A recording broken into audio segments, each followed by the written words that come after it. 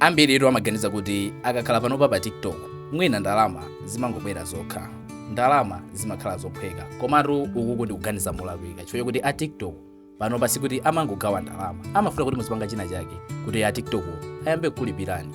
Ndiye ambiri amakhala kufunsa kuti ndingacheke bwanji kuti ku akaunti kwanga kuli ndalama, koma chonsecho sanapange chilichonse chobweretsa ndalama panopa pa TikTok. Ndiye kumbukirani kuti ndalama zimene mmalandira kunoko ku TikTok, a TikTok kuti akulipireni ndiye kuti mkuyenera mpange chinthu china chake chokuti chibweretse ndalama.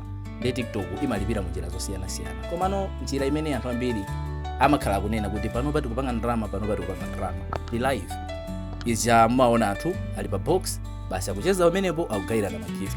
Imene chayo ndi njira imene ili yodalirika kunoko ku Africa imene anthu amapangira ndalama, komano zija za ma views zija zimathekaso, komano zimagwira bwino ntchito kwambiri kwa azungu koko chifukwa kuti kuli mavuto ngati achina RPM zinthu zokuti sonde topic payokha. Komano ngati mufuna kuti TikTok iyambe kulipirani ndi bwino kuti muyambe kusakasaka kuti live imayenda motani ndi kuti muzigiftidwa mukuyenera muzitani. Ndiye osaka cheka balance ngati simunapange chinthu china chake chokuti chimabweretsa ndalama pano pa TikTok.